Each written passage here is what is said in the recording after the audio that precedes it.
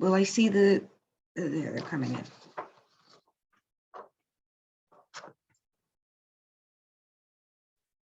So we'll be starting in a minute, letting the participants come in. Yes. Hello, everybody. Thank you for joining us.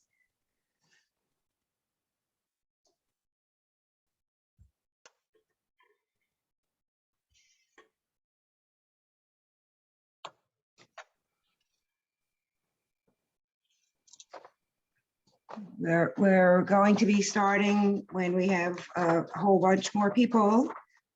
We've got a lot of people coming in now. We welcome you tonight. Thank you for taking your time to join us.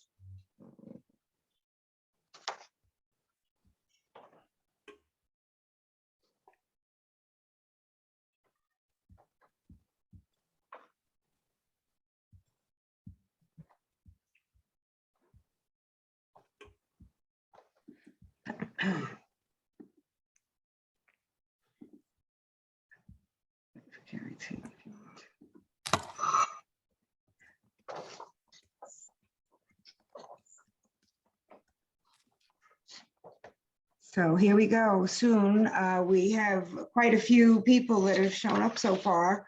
We have about 150 people that signed up, and we'd like to wait a few minutes till we get a few more attendees before we actually get our program started tonight. So let's see. We've only been on for 2 minutes. We're going to give it another 3 minutes before we actually get going. But welcome, everybody.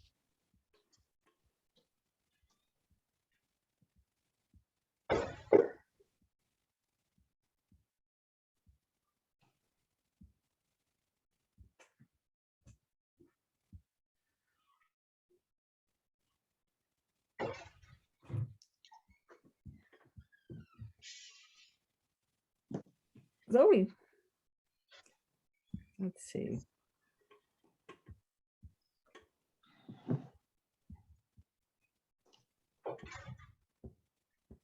Good to have silence. I'm really looking forward to hearing what our panelists are going to be telling us about tonight. We've been working on this for, I don't know, a couple of months to organize this event.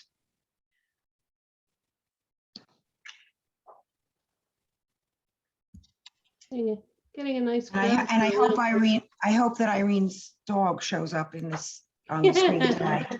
Yeah, she was the star at the last one I did. Yes, well, She's it's beauty. beautiful. Yes. Well, so NIPAN and Our Revolution are very happy to welcome you all tonight. NIPAN is a statewide organization that was started 6 years ago by the New York State Bernie Sanders delegates. Our mission includes making sure that we're working toward having a safe, just, and sustainable world for everyone. Tall order.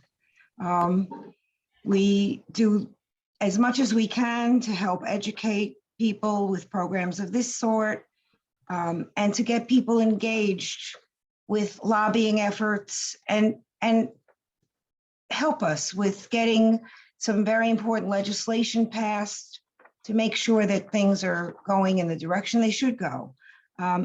Our Revolution was also started out of the Bernie Sanders campaign 6 years ago. And they are a nationwide organization. And I have to say that about a year ago, we felt we would all be stronger together, and NIPAN became Our Revolution chapter in New York State. So we're currently working on some very major issues, such as helping to pass the New York Health Act. We're hoping to get Jumaane Williams on the ballot so that we can help him become governor, because he's a real amazing progressive.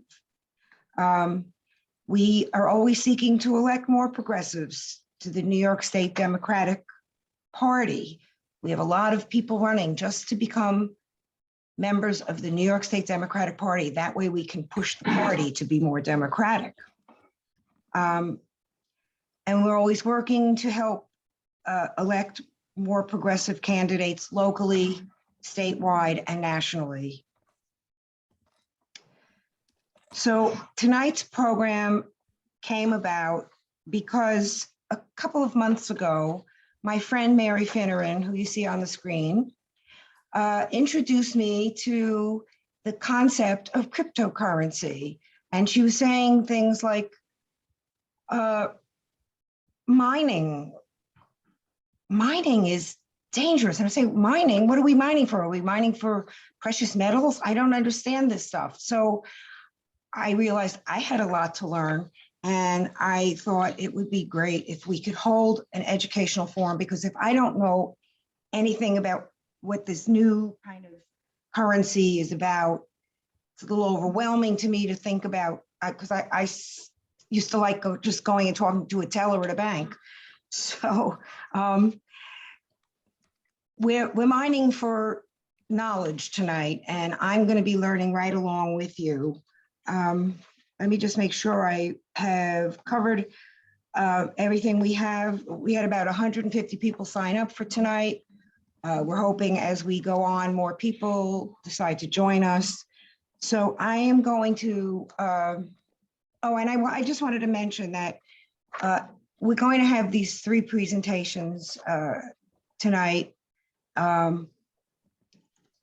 Please hold all of your questions, but enter them into the Q&A section at the bottom of your screen. And we will do our very best at the end of the program to get all of your questions answered. So I will now turn it over to Mary Finneran. Thank you, Mary, to introduce our panelists.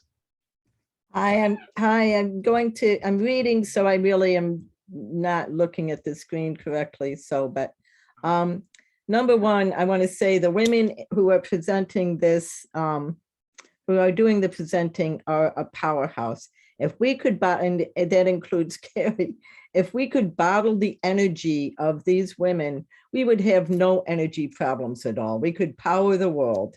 But I'm going to start out by introducing Irene Weiser, who for the past 10 years has been the coordinator of fossil-free Tompkins. Tompkins County is where Ithaca is, working to affect local and state energy policy to get us off fossil fuels and bring about the affordable, equitable transition to renewable energy.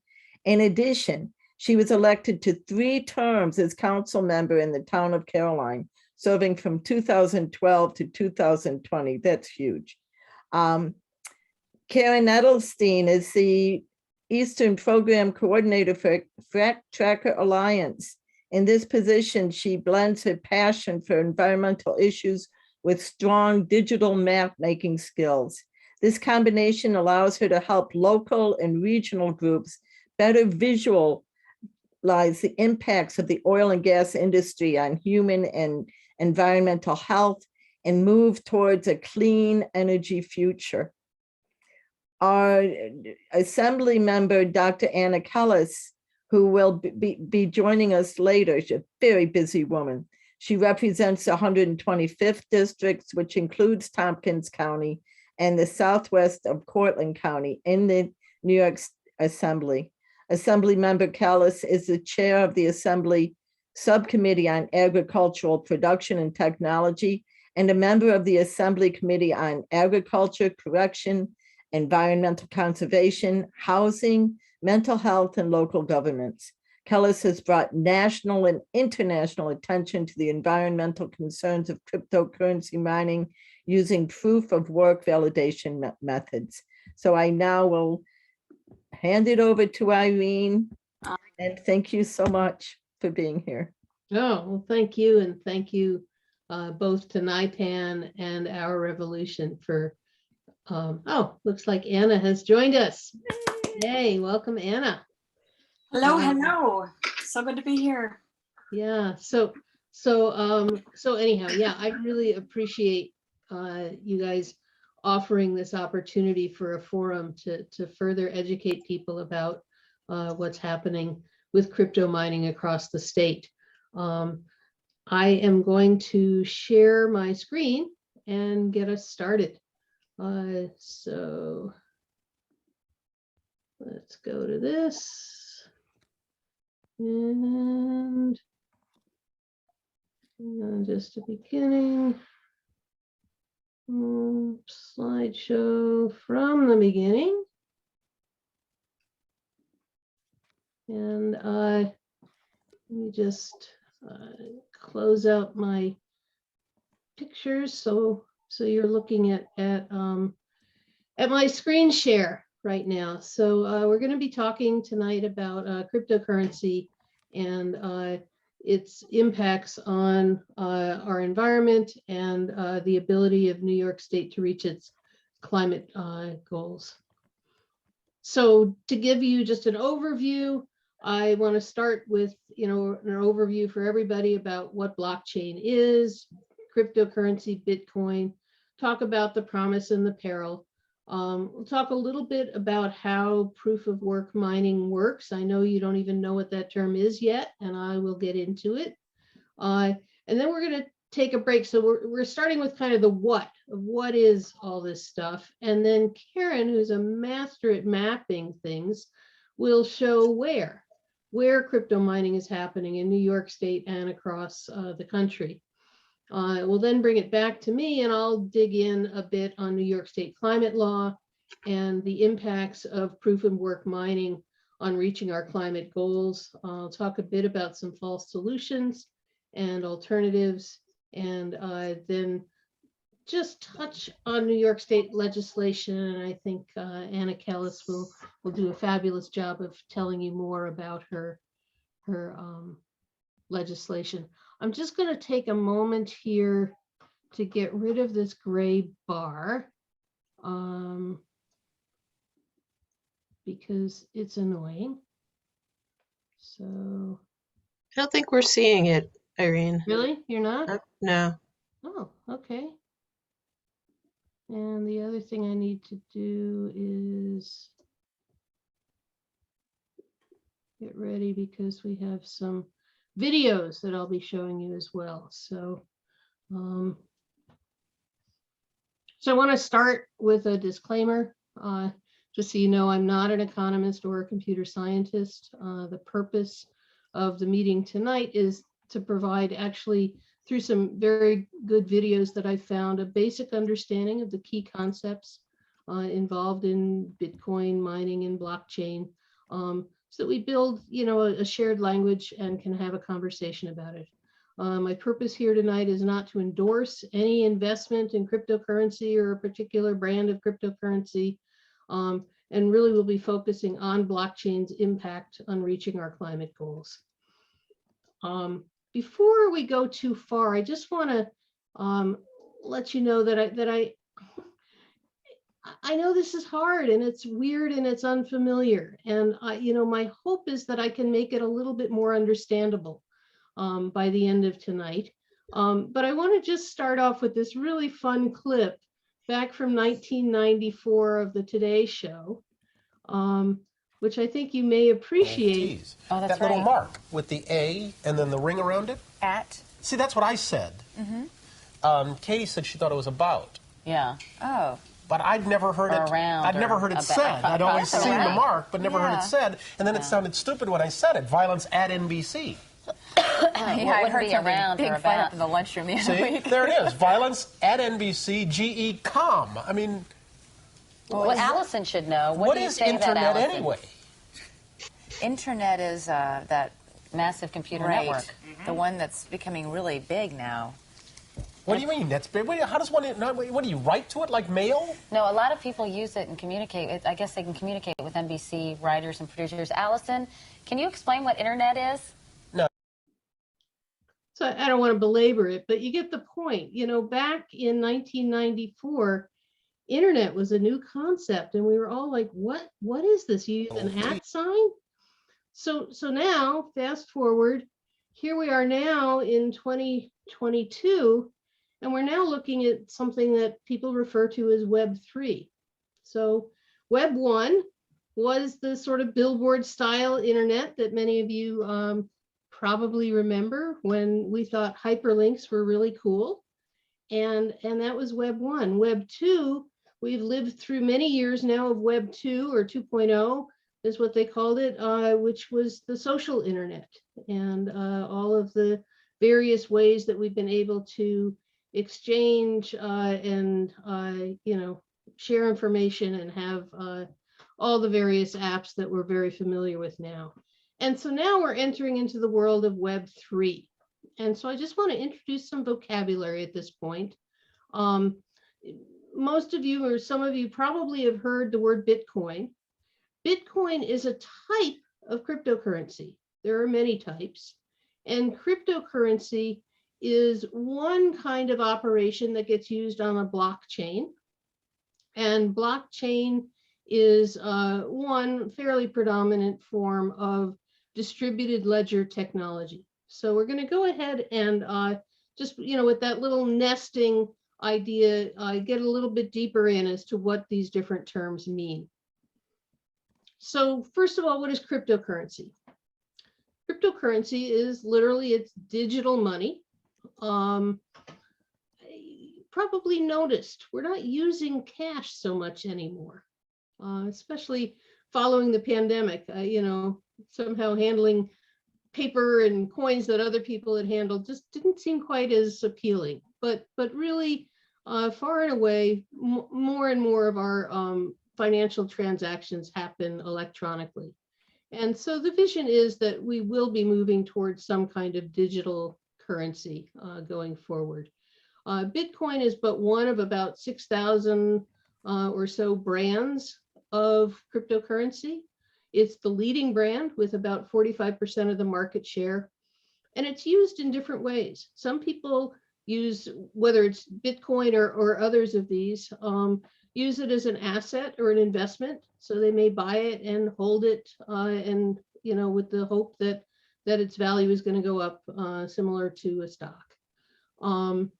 In other instances, people are using it for purchasing goods and services. And, very common everyday places like PayPal and Subway now accept and allow you to use various forms of cryptocurrency to pay for the goods and services you're purchasing. And many nonprofit organizations accept cryptocurrency for donations. Bitcoin, and you'll notice I used a small b here, Bitcoin is also a platform. And it's a system on which some other currencies or tokens run. And this isn't perfectly accurate from the standpoint of how a computer scientist would describe platform, but it's close enough to give you an idea. So you're probably familiar with, if you use a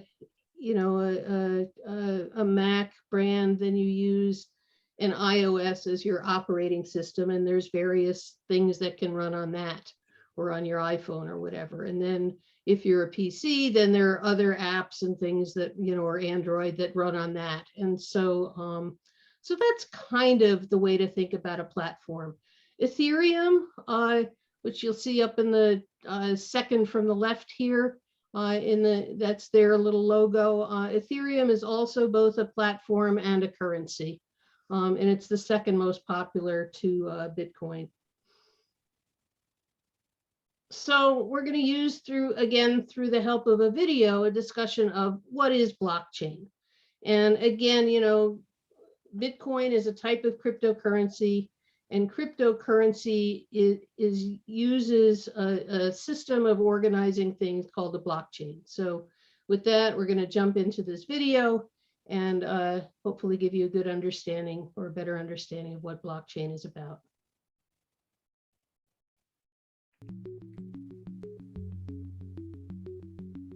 Many people think of blockchain as the technology that powers Bitcoin. While this was its original purpose, blockchain is capable of so much more.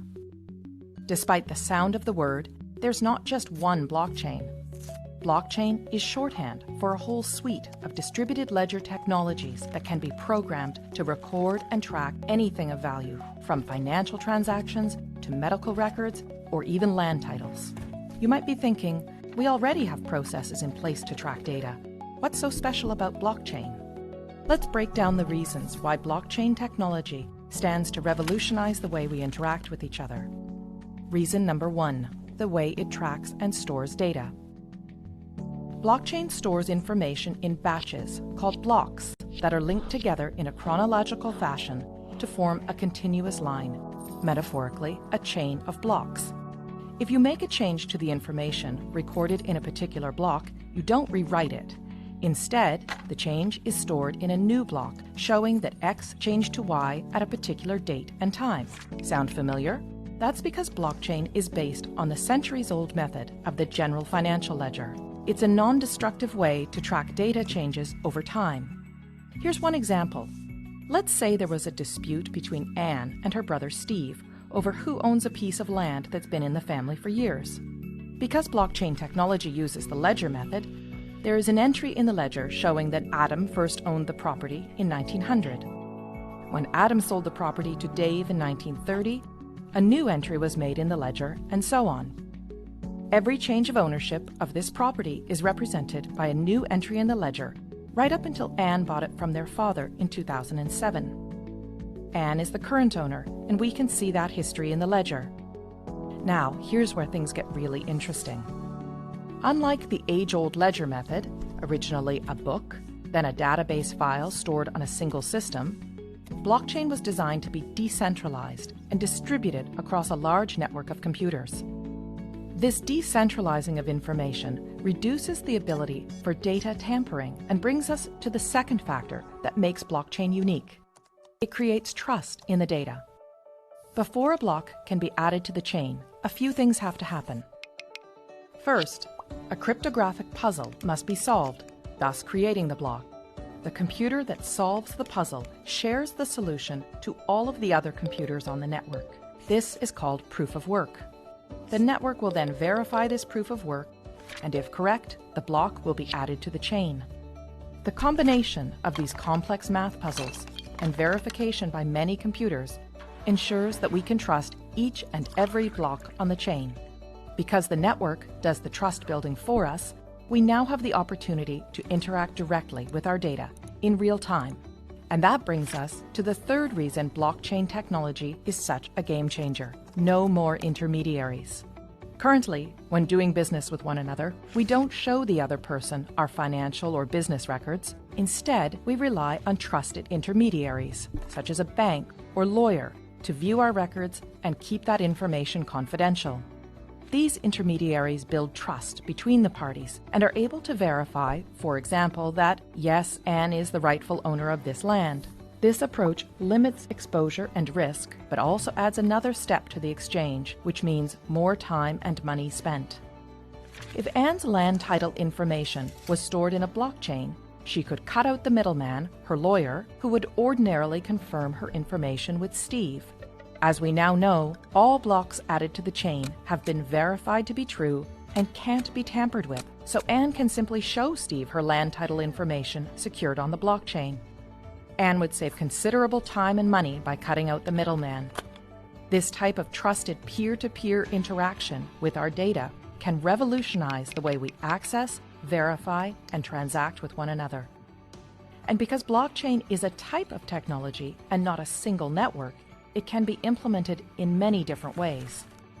Some blockchains can be completely public and open to everyone to view and access. Others can be closed to a select group of authorized users, such as your company, a group of banks, or government agencies. And there are hybrid public-private blockchains too. In some, those with private access can see all the data, while the public can see only selections. In others, everyone can see all the data, but only some people have access to add new data. A government, for example, could use a hybrid system to record the boundaries of Anne's property and the fact that she owns it while keeping her personal information private. Or it could allow everyone to view property records, but reserve to itself the exclusive right to update them. It is the combination of all these factors, decentralizing of the data, building trust in the data, and allowing us to interact directly with one another and the data, that gives blockchain technology the potential to underpin many of the ways we interact with one another. But, much like the rise of the internet, this technology will bring with it all kinds of complex policy questions around governance, international law, security, and economics.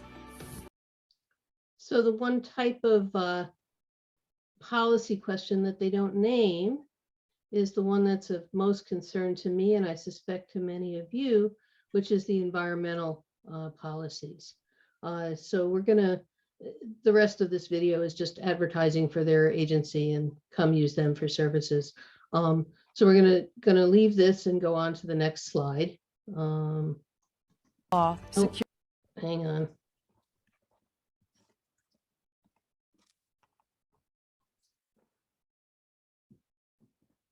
Sorry, had to jump out of that to jump back in. All right.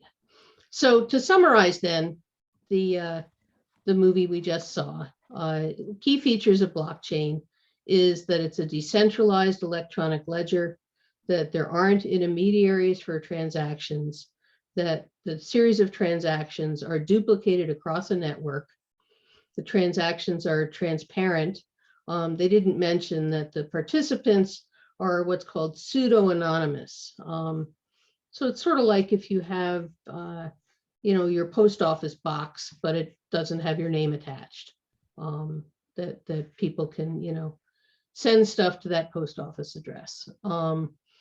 The blockchain is secure and immutable, and there are different structures of it. It can be public, private, or a hybrid. And there are uses both for cryptocurrency and smart contracts. So I am not going to spend a lot of time on smart contracts because I really want to dig in on the cryptocurrency stuff. But the fact that I'm not spending a lot of time on it, it's actually a really important part and already being used around the world for a whole variety of different things. It's a very important part of the ways that blockchains are being used. And how a smart contract works is that there's some sort of set of criteria that are established, the terms or rules. And then when there's a chain of events that happen and the specified event occurs, then it automatically executes the transfer of value, whether it's of the property, of money, or whatever, to a settlement. Smart contracts may be, the public type, or they can be private or hybrid, and therefore not fully decentralized when they're managed through a company, for say. So some examples of smart contracts, they're used for supply chain. So if you're interested in, did your coffee really come from people who were paid a fair living wage and have good labor practices and sustainably harvested? All of that can be incorporated into the coffee. Another way that it's used for supply chains, actually kind of important, is, remember how there used to be like food poisoning with lettuce, and who knew where the lettuce came from, and it took, weeks to figure it out, and meanwhile a bunch of people got sick and died. Now, because of the way that they're able to track the lettuce literally from the farm field through whichever processing plant to, your store, much quicker turnaround if and when there is a problem to figure out where it came from, how it got distributed. College degrees. I know any number of you have probably tried to get your transcript at one point or another, and it takes forever. Well, not anymore. They're now stored on blockchains, and it's very easy to go in and get them. Many of you, I suspect, like me, have an app on your phone with your COVID passport showing that you've been vaccinated. That too is a blockchain operation. One of the things that I think is really cool and exciting is in Brooklyn. There's a peer-to-peer solar microgrid. So in the Park Slope area, there are some people who have solar on their rooftops, and at times they generate more power than they're using in their home, and so they're able to sell it to their neighbors. So you can see, if there's a pre-programmed contract. If I'm producing X amount of power, and if I'm not using that much power, then, you know, sell it to, you know, you may be able to specify a particular person, or maybe, you know, anybody who's willing to pay above X price, whatever the criteria are that you want to put, and it'll happen, which I think is really cool. And it's a you know, exciting kind of application. And as they talked about in the video, it is being used now for real estate deeds and titles, which actually for people in developing countries, and honestly, even in the southern part of the US, the record keeping has not been good. People of color have lost land that they own because they can't prove the deeds and titles. And so this is a way of creating a permanent record that, you know, really makes a difference in people's lives. So we've now expanded our little nesting to show a little bit more of what blockchain can do in addition to cryptocurrency, also smart contracts. And Ethereum, as we mentioned before, is a kind of cryptocurrency, but it's also a platform on which a lot of smart contracts are being built. The Bitcoin platform is just not as designed to do it as robustly. There are some workarounds and people trying to build up the Bitcoin platform to be able to do more, but it's just really not there yet in the way that Ethereum has kind of cornered that market. So the promise of cryptocurrency, I hope that many of you on this call would be excited by. I am. The idea that there could be a distributed peer-to-peer network without intermediaries who, you know, at times scoop out big chunks of money, right? You know, think of the Uber drivers or Lyft drivers, and how much goes through an intermediary versus how much they're actually getting paid. Or think of the you know, immigrant worker who works here in the States and then wants to send money back home. You know, lots of money.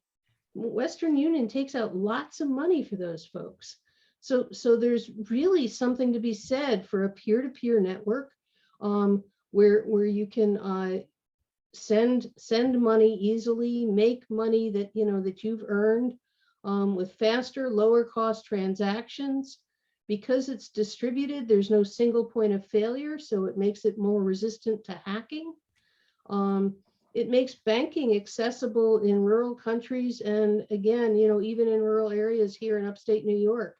In my town, we have people who come pay cash because it's just too far for them to travel to get into town and go to a bank. And you know,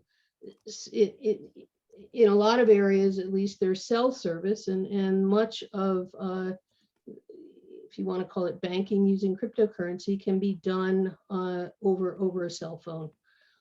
People also see it as a hedge against inflation and envision a universal currency.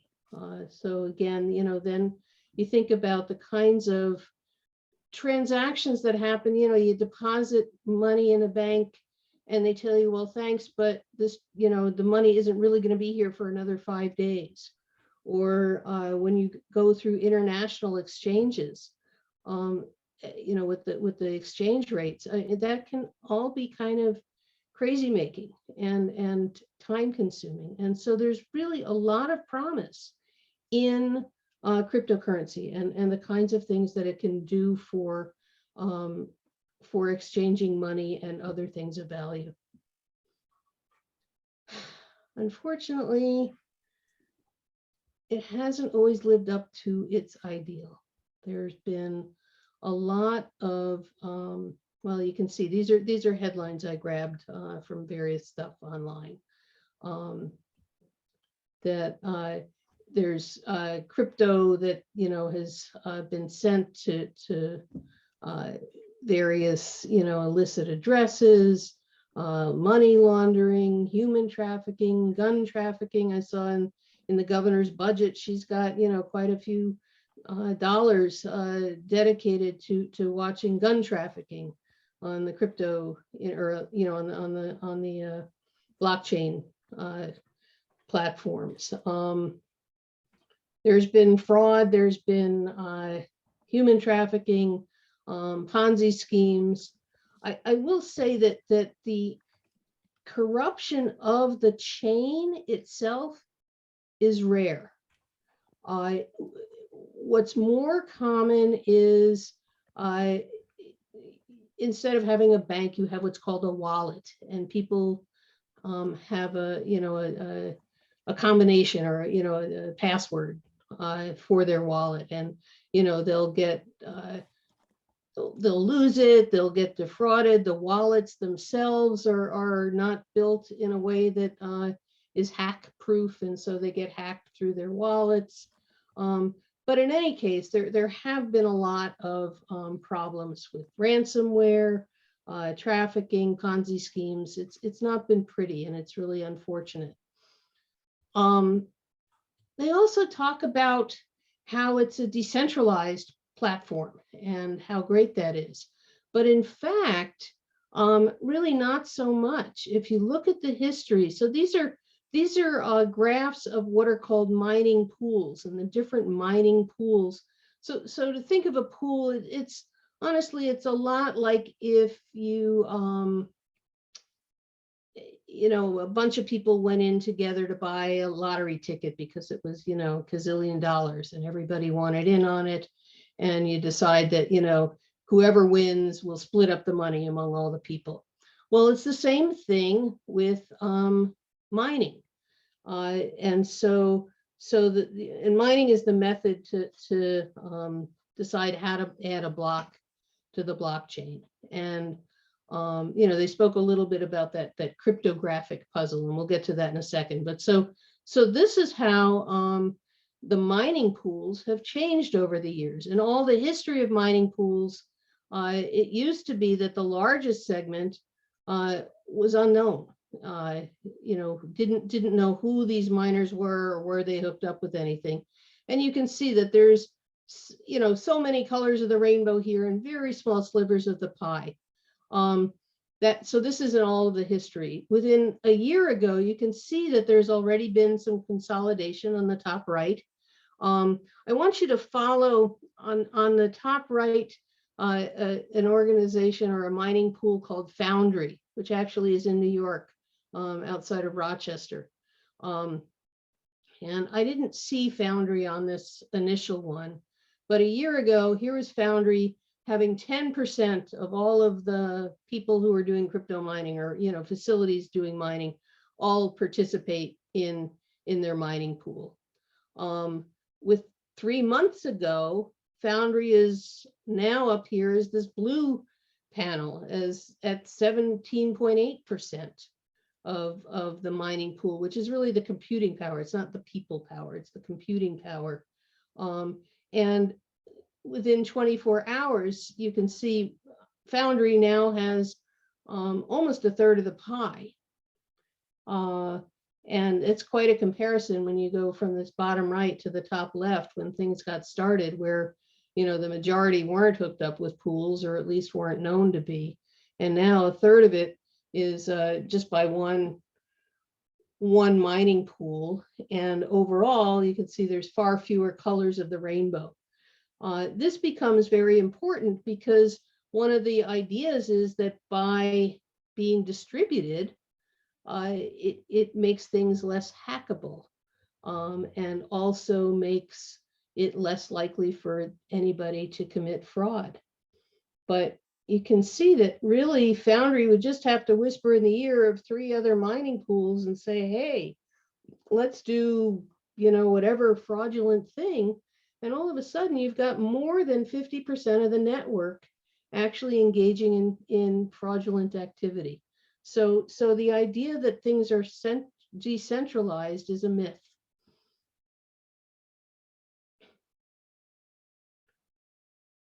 There's also been a lot of price volatility with crypto. And if you look at it over the lifetime, you can see that if you got on board early with crypto, you've done very well for yourself. On the other hand, the second graph shows what's happened just in the past year. The purple sort of weirdly dashed line is the S&P 500 as a point of comparison to the very, you know, roller coastery ride of Bitcoin in the blue down below. And in fact, there was a very dramatic crash of crypto from the November 5th peak of 69,000 per Bitcoin down to 35,000 on January 23rd. So in a matter of months, crypto lost over $1 trillion in value. So, you know, if you're looking at something that's a secure hedge against inflation, you might want to think again. So there's, you know, what I call the promise and the peril, really, of cryptocurrency, that they talk about no intermediary and low cost and such. But in fact, there's consolidation with large moneyed investors and publicly traded corporations that now run most of the mining facilities. It's a volatile, not secured, and has no inherent value. So it can go to zero. I mean, it can just go to zero. Hacking, fraud, pyramid and Ponzi schemes, dark money and money laundering and criminal enterprise have all plagued the cryptocurrency world. And again, the thing that I want to talk about more in a minute is environmental.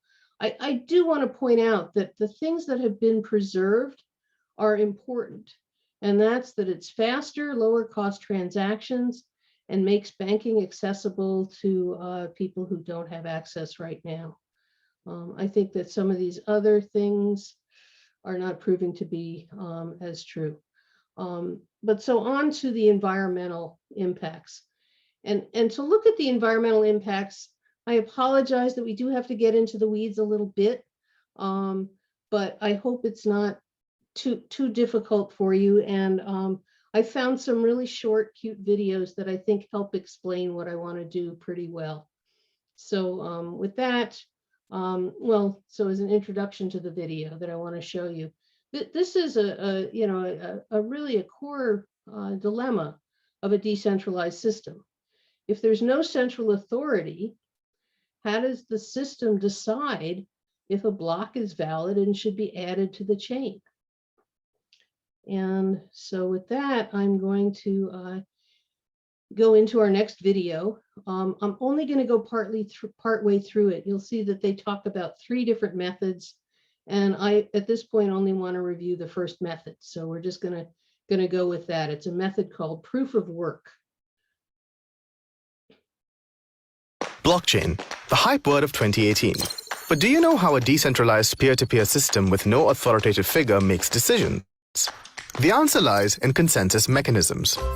There are various consensus mechanisms, but they all serve the same purpose: to ensure records are true and honest. The difference is the way the consensus is reached. Here, we will explore 3 types of consensus mechanisms. First, let's take a look at proof of work. In a proof of work system, transaction data is stored in blocks, validated by having people solve a complicated math problem attached to it. This is typically done by powerful computers and is known as mining. A reward in the form of a cryptocurrency is issued to the first miner who cracks the problem. Lost? Well, let's break it down. Imagine a group of treasure hunters trying to open a chest with a complicated lock attached to it. Figuring out the correct combination is tedious, but the first person to do so gets rewarded. Simply put, proof of work is a race to figure out the right combination on a treasure chest. Cryptocurrencies like Bitcoin and Ethereum use the proof of work mechanism. Okay, so that's the bit that I want us to talk about for the moment. And hang on again here. And I want to just very quickly talk about the complicated math problem or the cryptographic puzzle that you hear about, because it is central to the proof of work method.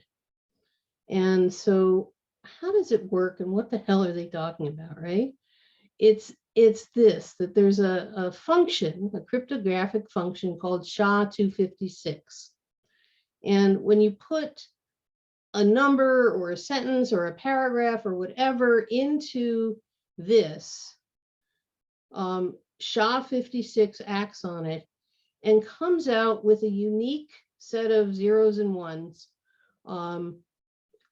that describe this. And it's unique.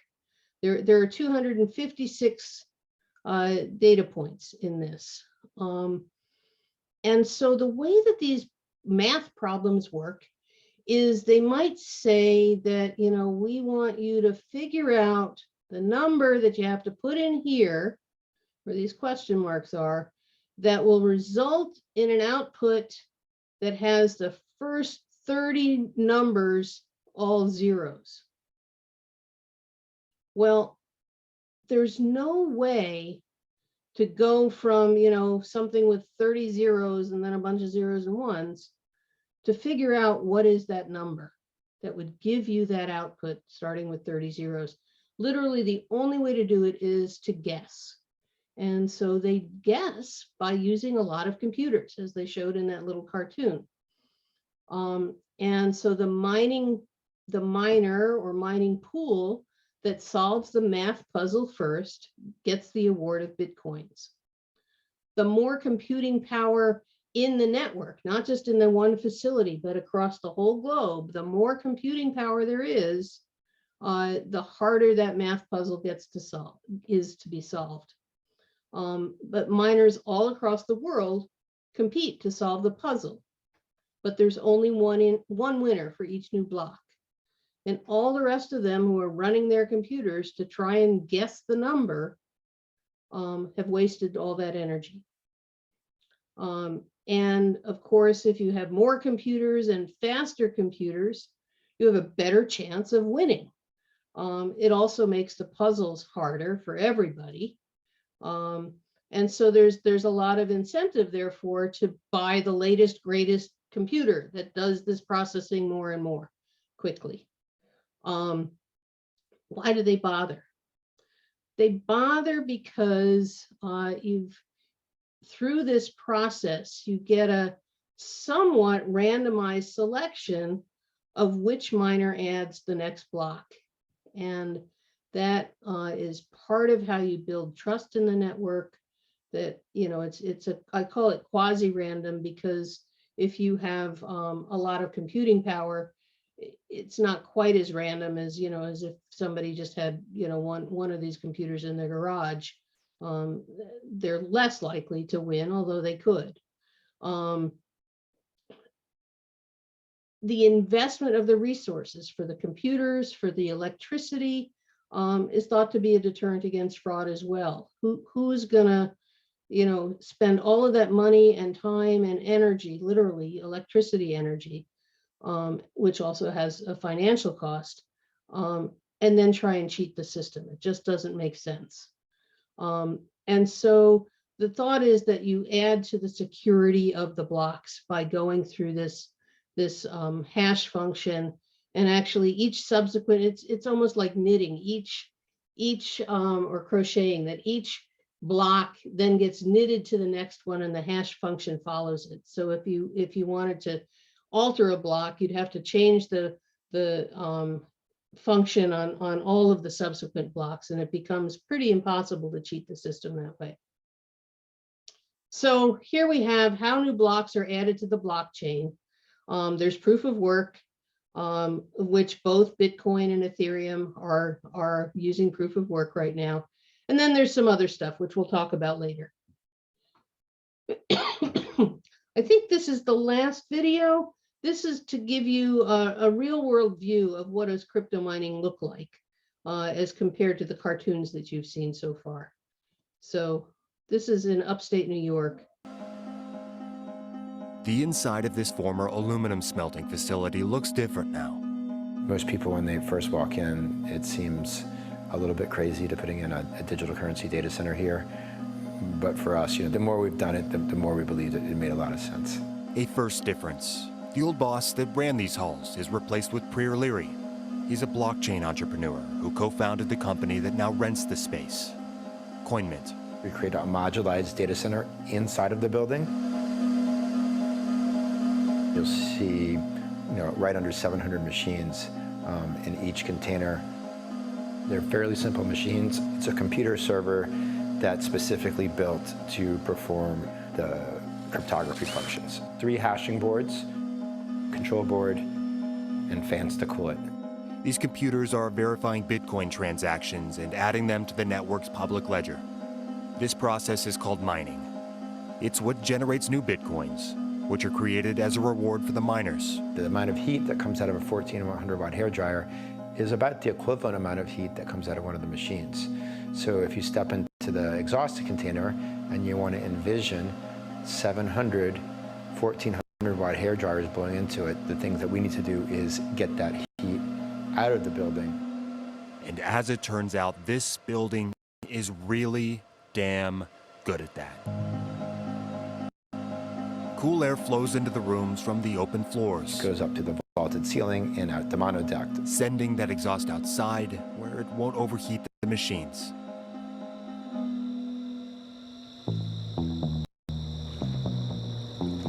The dam is within around 5 miles of here, so there's transmission lines that run their 115,000 volt. 3 transformers here connected to those transmission lines. Inside the pot rooms, there's connect to additional transformers, which step it down to the electricity that can be used for our machines.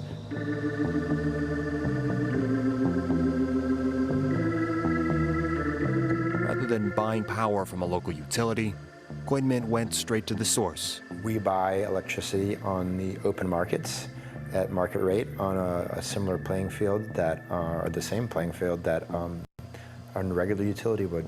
Their cost at the time of this writing is $26.67 per megawatt hour. That's a huge savings compared to the statewide retail average of about $200 per megawatt hour. In the Bitcoin network, approximately every 10 minutes, a new block is generated. The miner that solves the hash for that block basically will get the reward. The current reward is 12.5 Bitcoins, plus the transaction fees for that 10-minute period. The reward will go down over the years. And while Leary won't say just how many Bitcoins are generated here every day, he does say he is keen on the transaction fees. So the transaction fees can be half a Bitcoin, up to, I think, back in December when the network was going crazy, we saw as much as 6, 7 Bitcoins could be the transaction fees. There will be a point where transaction fees will become greater than the base mining reward. It'll be interesting to see, how it all plays out.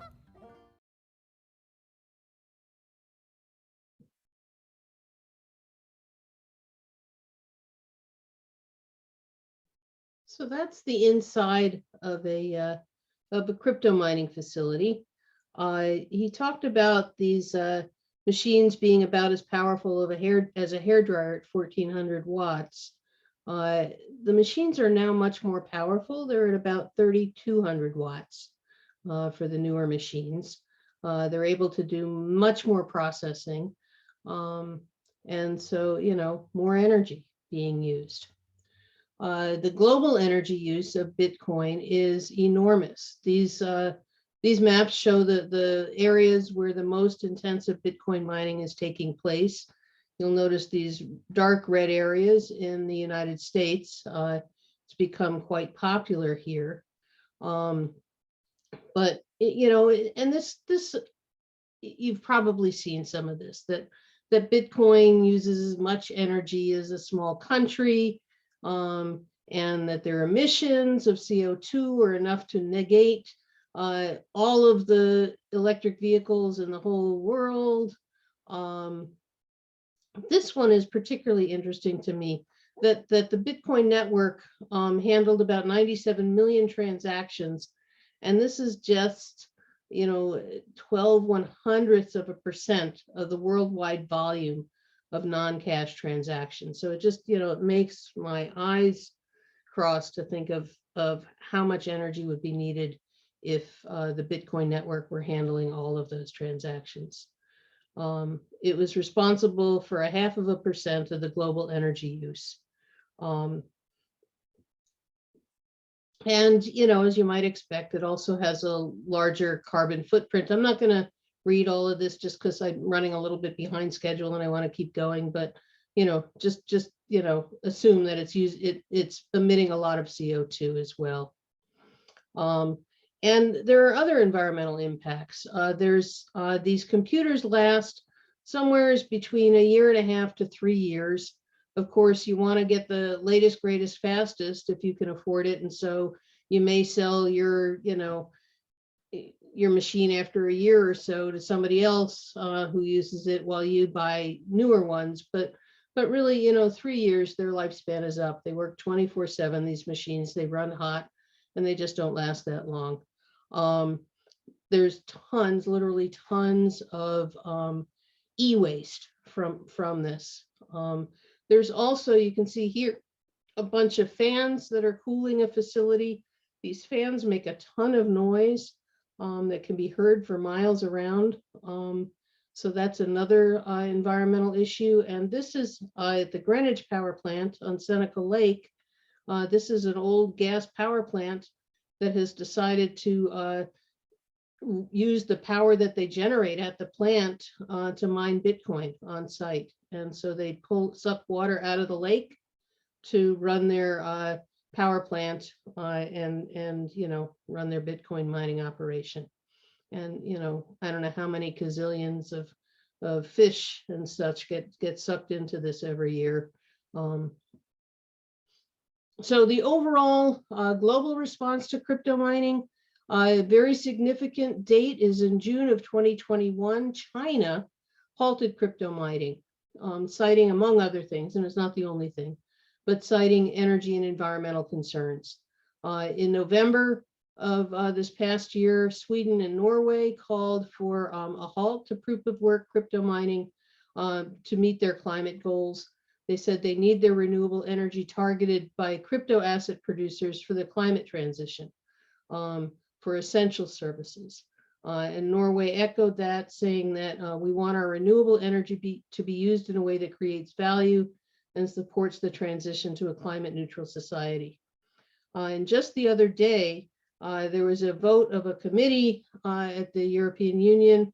They didn't vote to ban proof of work. Instead, they agreed on a draft that they need to have rules for supervising consumer protection, and by 2025, environmental sustainability of crypto assets, including cryptocurrencies like Bitcoin.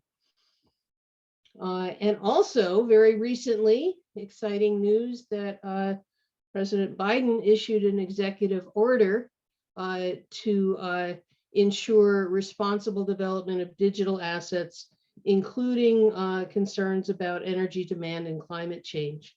And we expect within 6 months that there should be a preliminary report, at least, about what's happening and proposed actions that can be taken.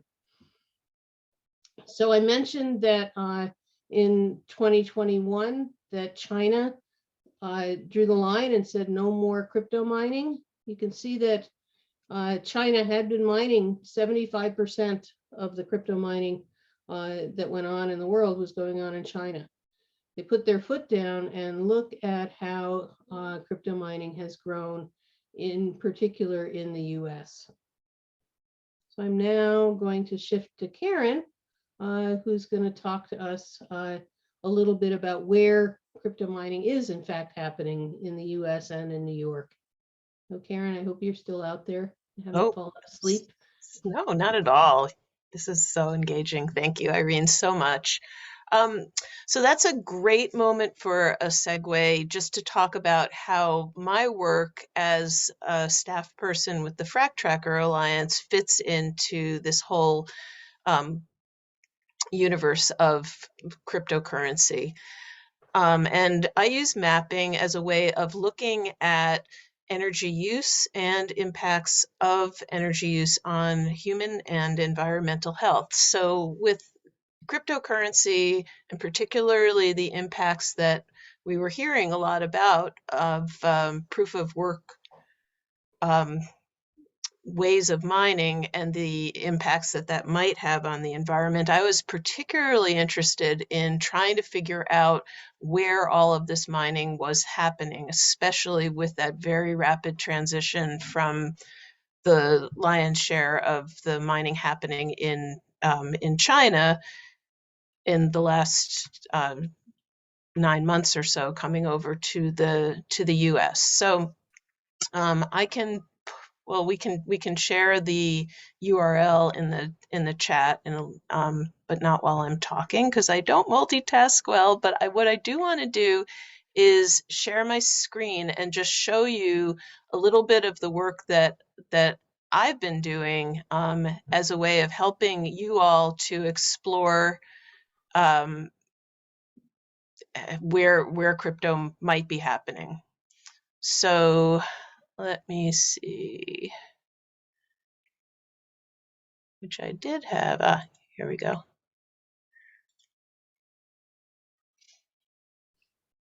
Okay, you can see my screen now? That's a yes? Yeah. Okay, great. So this, unlike a lot of the mapping that I do, which is largely drawn from federal and state data sets, this information was collected by crowdsourcing and doing a lot of research through news articles about where the mining might be happening, and allowed me to put together this interactive map. The map has a spreadsheet in the background where you can actually look more carefully state by state. And also there is a function where if you do hear about a mining operation coming up in your area, you can fill out the form and let us know, which would be great. And so as you go into the map, you can see that the icons are clustered. So if I was to click on one of these, this actually represents in Western New York 15 different facilities. But as I zoom in, they'll resolve to the individual places. And then each of those facilities has got information. Sometimes there will be, this is for the power plant, Greenwich, information about how many machines might be there, how many megawatts it's using, etc. So this is really just a tool to help people understand a little bit more about the scope of how rapidly America is becoming a place for cryptocurrency to be happening. So I'm going to stop the share, and you're free to look at this map at your leisure after the webinar. And we'll go back, Irene, to the slides. Yep. Okay. Okay, so I'm going to do this because that bar was bothering people and I thought it was there. So okay. Yeah, because it wasn't there at first and then it was. Okay. So next slide, please. Okay, so we zoomed in a little bit to New York in the interactive map, but I just want to show you here are the approximately 18 operating and proposed cryptocurrency mining operations in the state of New York. They seem to be clustered very much in this in Western New York, taking advantage of the cheap hydropower as well as cheap hydropower up in the North Country along the St. Lawrence. But we're also seeing a lot of scattered sites in the central area of the state. So next slide, Irene. This all came on my radar because of what's happening one lake over from where Irene and I live on Seneca Lake at the Greenwich plant, which we've talked about a couple of times, we've referenced. And at that time, not very many of us knew much about Bitcoin mining, certainly myself included. And what we did know was this was a coal plant, which, like the rest of the coal burning power plants in New York State, by law had to be closed, and there was an option for it to either transition to burning gas or shutting down. And they tried to make it as a power plant exclusively as a gas power plant. And when the option for Bitcoin became a lot more economically intriguing to them, they became largely a Bitcoin mining operation. And so that was our perspective on, well, coal burning power plants are going to have a chance of going to Bitcoin, and we should be keeping an eye on them because of the fact that they are going to still be sources of carbon, and we are trying very, very quickly as we can, and we'll talk about later in the webinar, about decarbonizing and getting our CO2 levels down in New York State. And so adding reasons to burn more fossil fuels was completely contrary to where we thought we should be heading, which was why it got so much attention. So next slide, Irene. These retired power plants, like Greenwich, are all over the state. There are about 53 retired power plants in upstate and about 32 downstate. Combined, that's almost 9,000 megawatts of potential power that could be used to generate Bitcoin. So it's not at all insignificant. And that was why, as somebody who is interested in spatial patterns, as a geographer, I kind of dug into this. And that was really the beginning of making that, that interactive map. Next slide, please, Irene. So contrary to what my initial impression was that, okay, Bitcoin's going to happen at shuttered coal plants, and that's the end of the story, and that's where we need to be looking. Much to my surprise, that was not at all the story. That these Bitcoin mines were popping up in all kinds of places and in all kinds of settings. Largely, we hear about these data centers going in. A lot of the time, a data center is a euphemism for something that is going to Bitcoin, but not exclusively, because there are banks and there are Amazon data centers and a lot of things that are not related directly to cryptocurrency that are going into data centers. But with the upsurgence of data center industry, it turns out that a lot of them are being used for doing proof of work crypto. The Alcoa plant that we looked at in that video is one of many different types of shuttered industrial facilities that are being repurposed for Bitcoin. There are steel mills, there are paper mills, there are all sorts of manufacturing orphaned or mothballed facilities that can be repurposed for doing Bitcoin mining. Empty warehouses or even new warehouses. We're seeing a lot in Appalachia of waste coal piles that are turning up as sites for Bitcoin mining because there is basically a free source of energy, a very polluting source of energy, a very carbon generating into the environment source of energy, but a lot of it in Pennsylvania and further south. Interestingly, oil and gas wells that are flaring their excess gas just off into the sky, those flames that you see at night, they are being harnessed in some of the most remote locations. As long as there's satellite internet, people can set up Bitcoin mining operations, and it's happening quite a bit in Utah and North Dakota and Montana. We're seeing a lot of that happening there. Nuclear power plants are having adjunct Bitcoin mining facilities. There are these portable trailers, which are not even permanent structures, that are specially designed to hold mining, Bitcoin mining equipment.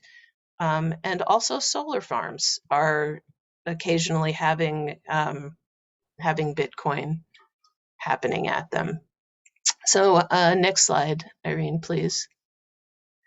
That leads me to the question of, if we want to curtail proof of work mining because of its environmental impact, because that is high on the environmental agenda in New York State, what does that mean for where we should be looking for where Bitcoin might be popping up? And the mapping allows us to take sort of a broader perspective on where those places might be. So next slide, please, Irene. And I'll just go through these fairly quickly. So there are a lot of power plants in New York State, over 500 upstate, 130 some odd downstate. And not all of these power plants are, even though they're running, they're not operating at their fullest potential. And many of those could be pressed into service to have one of these adjacent Bitcoin mining operations take place there. Next slide. Hydropower is a really interesting player in the universe of Bitcoin mining in New York State. There are 163 hydropower facilities in New York State, and some of those are as large as, say, for example, Niagara Falls, but some of them are as small as they're really micro hydro and a little larger 0.2 megawatt facilities. And there's about, well, close to 1,000 megawatts, a gigawatt of small scale hydro that's currently not being used that could go into crypto mining. And the interesting thing about that is that Bitcoin and other proof of work mining techniques are coming under great scrutiny because of their carbon impacts. But there's a feeling that if they could go green, for example, with a non-fossil fuel like hydropower, they might be somehow more appealing. Many people beg to disagree about that and the use of solar, because in my opinion, too, if there is green energy available, that should be going to turn lights on and to power electric cars, not for something like proof of work instead. So next slide. Another source of energy that may be tapped is the biogas that is recovered from landfills. And there are about 20 landfills across the state of New York that are doing just this, burning their biogas for energy. And if they made more money mining Bitcoin, that may be the way that the direction they could head in. Next slide. At first, I thought that I was maybe getting a little off track, thinking that what's called waste to energy facilities, those are the incinerators that we burn municipal waste in, could end up going to something, again, more lucrative like Bitcoin. And it was just yesterday that I read a report that indeed this is happening in Eastern Kentucky, and I wouldn't be at all surprised if the incinerators that tend not to be operating at a huge profit start thinking more about Bitcoin as something to supplement or even replace their source of income. Concentrated animal feeding operations, these are the large and or very large dairy farms, generate a lot of what is called RNG or renewable natural gas. Sometimes that is shipped away even to California because it is thought to be a more environmentally friendly form of methane. But again, it would not surprise me if some of these farms that are in remote rural locations might start using some of their on-site gas to generate Bitcoins. Next slide. And lastly, this is just something that I am throwing out here as a possible set of sites, number of sites that could be pressed into service for mining. These are the brown fields in New York State. There are over 850 of these. Not all of them would be suitable, but again, many of these brownfields are undesirable, not suitable for housing, but could be desirable by, say, industrial development agencies to do something that wouldn't be as heavily impacted by or thought of as being less suitable for for housing or other businesses. So those are spread widely across New York State, very many of them in the Buffalo, Niagara Falls area, very many downstate, and then spread across the central part of the state. So I guess the takeaway there, just to say, is that if you are interested in the risk that having more Bitcoin, more proof of work operations in your community could pose, it's important to know and perhaps stay a few steps ahead of where those might possibly be going in. So I'm happy to answer questions at the end, and I'm going to turn it back to Irene right now. Thanks, Karen. It's amazing. I've seen these maps when you sent them to me, but somehow as you walked through it, it just had my jaw drop even further as to all the places where crypto mining is a potential in New York State and across the country. So back to China banishing cryptocurrency.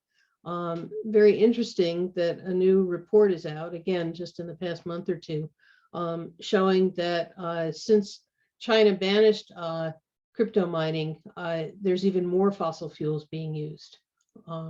And as Karen pointed out, we've got old power plants, waste coal in Montana. One of the things that is the most disturbing to me is this thing that I call the fracking cycle. So they frack for oil, capture gas and flare it. And instead now the crypto miners come in and take that flaring, use that to generate power. They capture the CO2, inject it into the well, and do more fracking. I just find it frightful. So where is it happening in the US? This is the Foundry pool. It's not every place, but again, you saw that Foundry has almost a third of all the mining happening.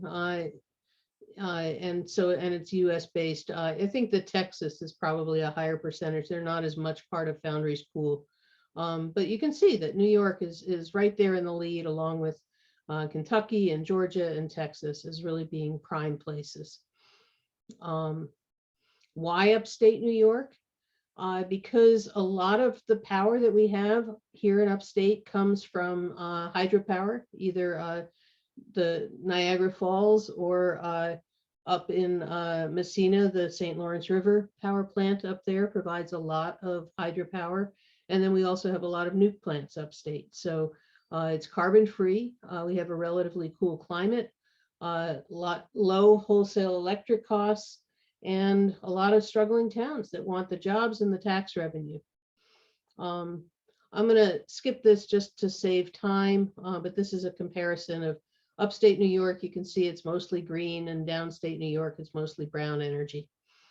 So these are the crypto mining sites that we're aware of in New York. They are pretty well exclusively in the upstate area.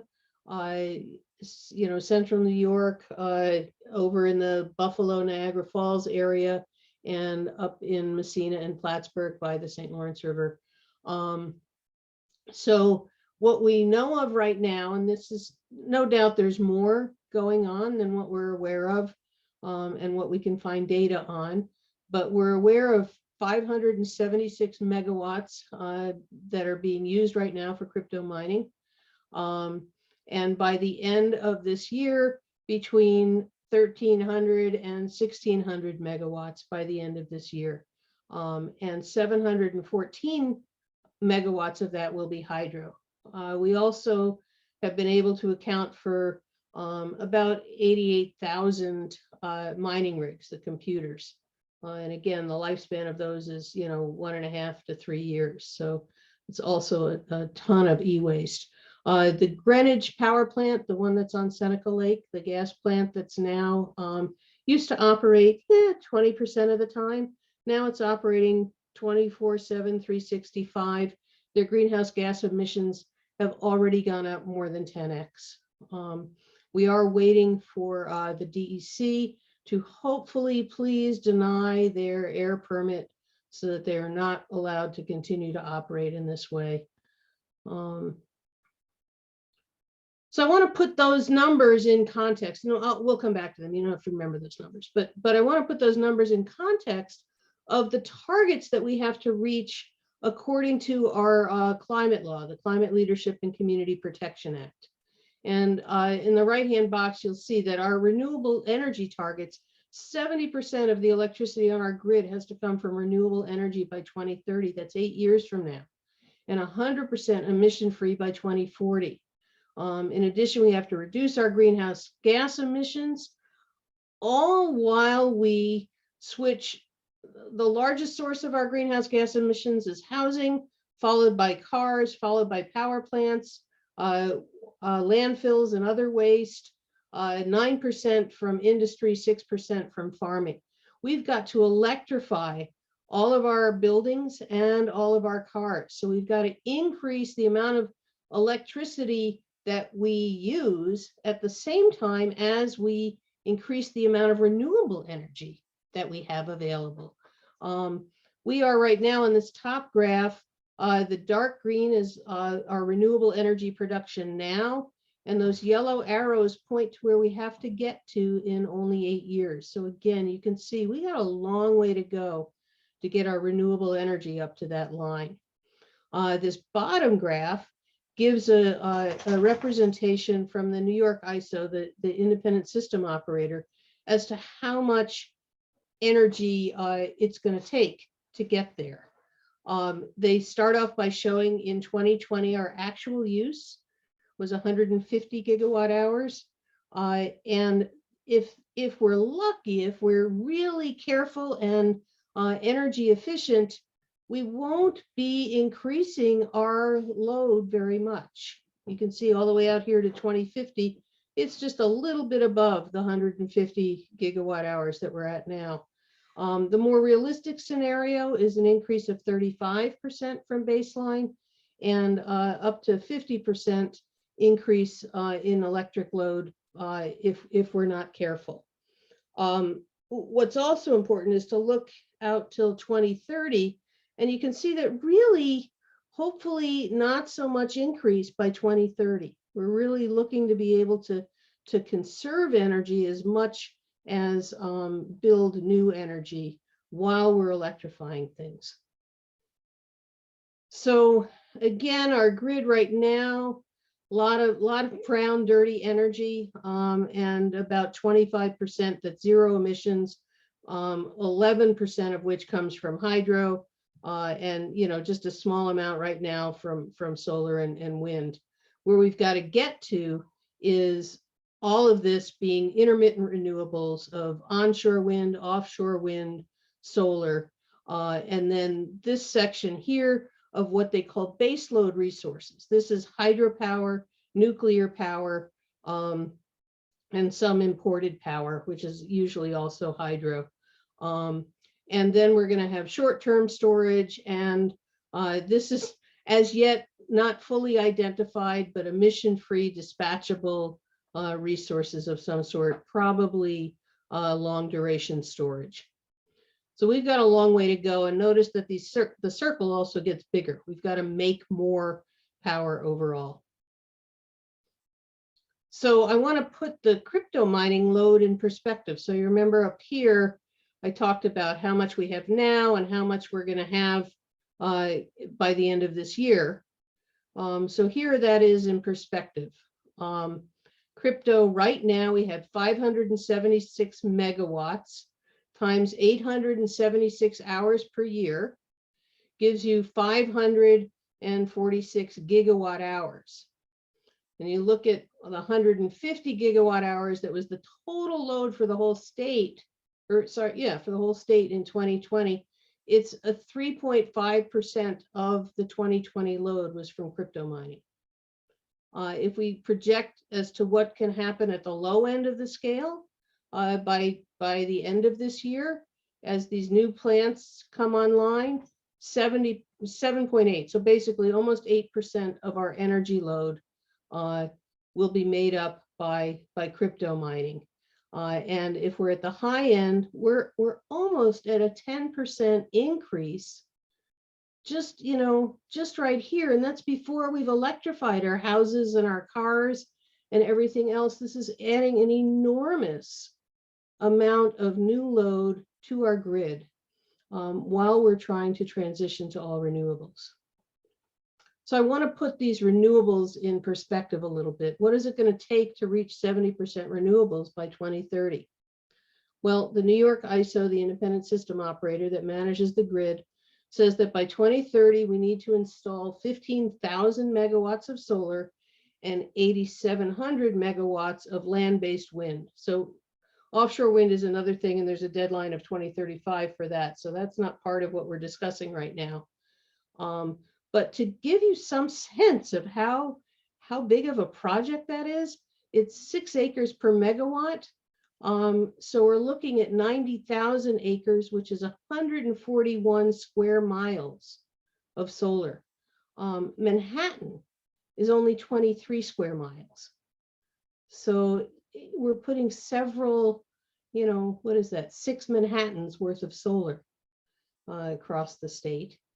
And we're also putting at 4 megawatts per turbine, over 2,000, almost 2,200 Statue of Liberties sized, wind turbines being erected across the state, and figuring out the distance between those that you need to set. It takes up over 940 square miles for wind. This is, and this is in 8 years. This is in the next 8 years, we've got to get this far. This is, I can't even fathom how we're going to reach that. Which is why crypto mining is such a worry. Because to add the renewables that we would need to take up, add in the energy that crypto mining is taking, is going to take an enormous amount of new installations on top of what we already have to do. So there's something called capacity factor. And it's an important concept to understand, because 100 megawatts of load on the grid isn't equal to 100 megawatts of solar. Solar has a capacity factor of 14%. And what that means is that, the sun isn't always shining, right? So ideally, the capacity factor in the ideal sense is 24/7, operation under ideal circumstances, but you don't have that. Initially, right out of the gate, solar is down to only 50% because half the time is night.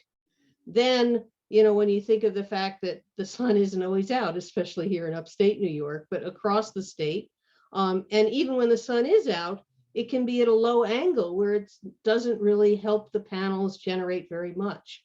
So it actually, you need to have, I think this comes out to about 7.5 times as much solar. So for the existing crypto right now at 14% capacity factor, adds another 27% to what NISO said we need to add in solar. And for the low estimate of what we'll have by the end of the year, it adds 64%. And at the high estimate, it adds 77%, almost twice as much as what we need to get us in 8 years. And this is adding an enormous amount. If instead we went with wind, you can see again, it adds 23%, 53%, or 64%, which these numbers are just unfathomable and nothing that we're going to be able to reach.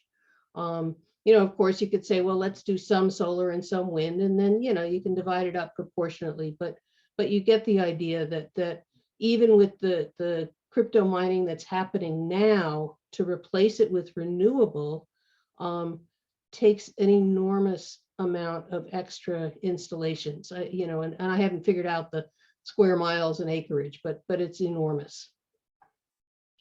So what this says to me is that this is my little version of a Bitcoin Pac-Man running around our electric grid, gobbling up our solar, our wind, our storage, our any kind of electricity it can get its appetite onto. Hydro, it will gobble it all up. It has an insatiable energy appetite, and it will make it impossible to reach our renewable energy and greenhouse gas reduction goals. There are some false solutions, and I want to talk about them. We've already talked a little bit about, we'll build solar. We have this with one of the power plants here on Cayuga Lake. And, they said they would put in 100 megawatts of solar or 200 megawatts of solar. That's not at all equal to, 200 megawatts that they're going to be using from the grid. They'd have to put in, several times that because of the capacity factor. Another comment that I hear very often is, it's okay, we're using hydro, we're already green. And what I want to say is it's not okay. What they're doing is sucking up hydro that could be used for other uses across the state, and in fact historically has been until this industry came in. And we need the hydro to replace the fossil fuel uses that we have right now. Every time, I did the math on this, I didn't put the number in, I think it's something around the order of 700 megawatts of the mining that we see right now in the state, and by the end of the year, something like 700 megawatts of that is going in areas in Niagara Falls area where it's near hydro, and in Messina and Plattsburgh area.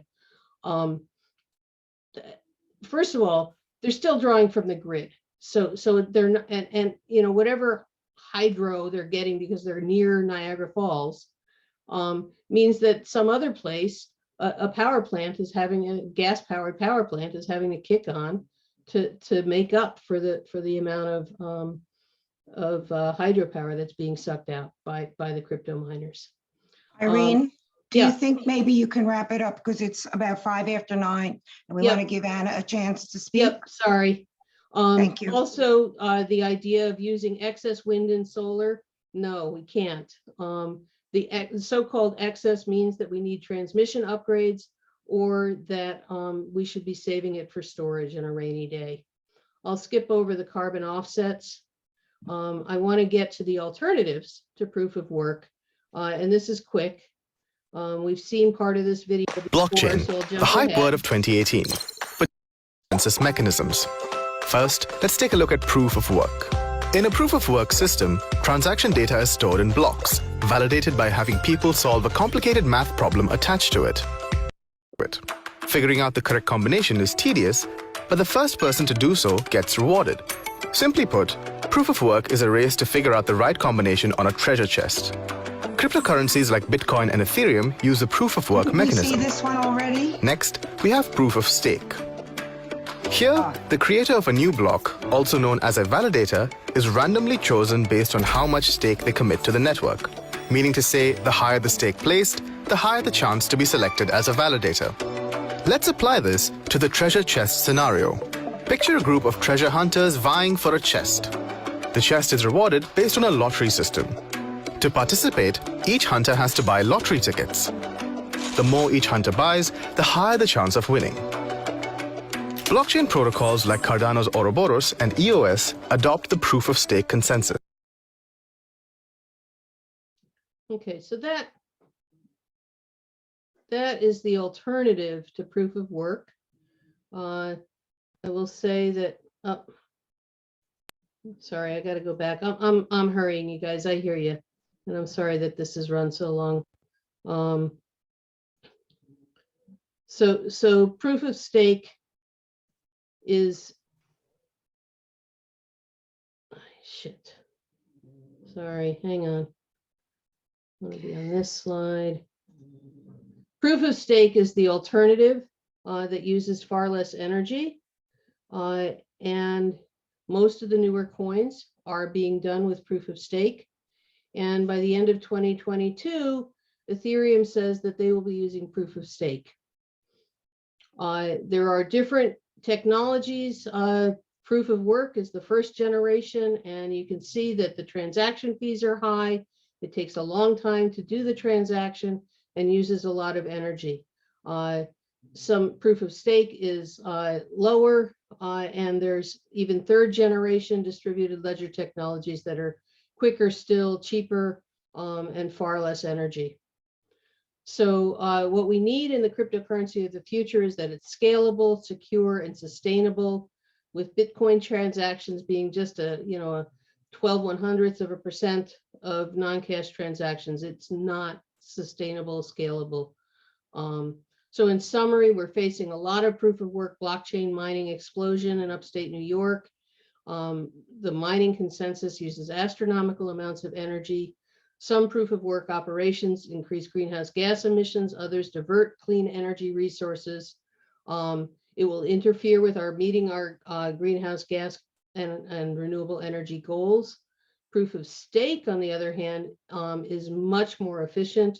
It shows promise for smart contracts and can be used for cryptocurrency. And so overall, my message is that blockchain is a nascent industry with significant beneficial potential, so we need to be careful not to throw the blockchain baby out with the Bitcoin proof of work bathwater. And this is sort of a segue to Anna and her legislation. We have many fossil fuel power plants that are operating like Greenwich at under 30% of their capacity. Some over 7,000 megawatts upstate and 15,000 downstate. Lots of small scale hydro, an unknown number of industrial sites. There's overall a 25,000 megawatt potential of expansion of crypto mining in New York. And it's just unsustainable. Even if just 5% of this comes to pass, it will be disastrous, which is why we need Anna's fabulous legislation. So I apologize that this ran so long, and Anna, I hope you're still with us and able to bring this home. Hey, of course I am. I've been listening very intently. You've got some amazing data, and it is a lot. So I'm glad you're recording this so that people can take pieces of it and watch it again. You've covered almost every single one of my talking points of why I'm doing what I'm doing. So I don't need to belabor all of it, of course. I just wanted to throw out a few things. One is that we have already, I was in a conversation with a union IBEW electrician today, and we were talking about the fact that our current transmission line system throughout the state, as he said, the whole state needs to be rewired. Our current transmission lines can't carry the electrical load that we currently have, let alone adding a significant amount of energy for a purpose that doesn't serve transitioning our existing energy needs onto electric and then connecting it to renewable. So I think that's one thing that's really important. Another thing that a lot of us talk about all the time is that if a cryptocurrency mining operation is tied into the grid and the grid itself is not 100% renewable, then it is increasing our base load and therefore our dependency on fossil fuels. So I think that is also really important. The NYSERDA president in a recent budget hearing was asked this question, and her comment was, yes, it will absolutely increase our base load. So I think this is a relatively well-recognized issue. And I wanted to address a little bit of what was said already, just adding my 2 cents to the fallacy that I've heard that cryptocurrency mining can be part of the climate solution. And in fact, some people will say is the only solution to climate change. And the reason is often said is because it uses so much energy, the facilities can be put near renewable energy infrastructure, pull off the excess, and therefore maximize the return on investment, and therefore we can more quickly build more renewable. As you've seen, though, we do not have the land capacity to indefinitely build more renewable energy infrastructure. So there is that. We know that an industrial wind farm requires certain topography and wind speeds to be cost effective, and there are a limited number of spaces in a state that are appropriate. The other big thing that we talk about all the time is that the solar that we are putting is oftentimes in fields that are currently agricultural lands. So there is a direct competition right now between creating and providing food for New Yorkers and providing energy for New Yorkers, a direct competition. So we have to be very, very sensitive to not exacerbating that competition, particularly in the context of the fact that as climate change progresses, we will see more and more droughts in the Midwest and the West, and fires in the West, where we currently have a majority of our food production for the United States. And the expectation is that the Northeast will be more and more the breadbasket, providing food not just for New Yorkers, but for the rest of the country. So our agricultural lands are absolutely prime, not just for us, but for everyone. Unless the renewable energy for a cryptocurrency mining operation is on site itself, the facility is not renewable. If it is on the grid, offsets do not make that facility renewable for all the reasons that have been previously stated.